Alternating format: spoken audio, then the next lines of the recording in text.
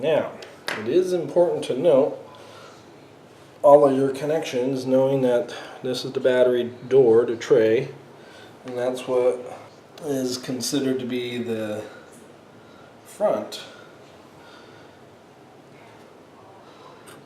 So we have all these wires that we'll need to remove, the motor control wires. And I do want to note the position so that when we go to put them back that they're all in the same spot. Start by removing the EXP, which is this guy up on top.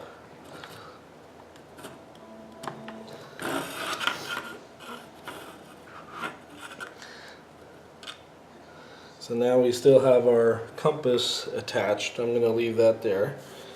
And then here we have our LED. That's the other one going horizontal. Pull that out.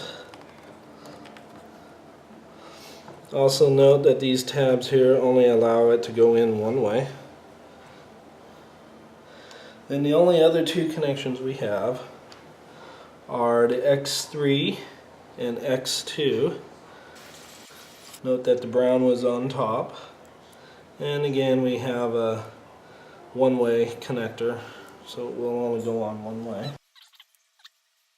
Now what I will do here, so that I know which motor goes where, is I'm just going to write with a pen on the body of the inside so we won't see it, the number that it's on.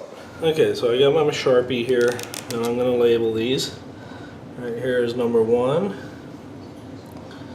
number 2,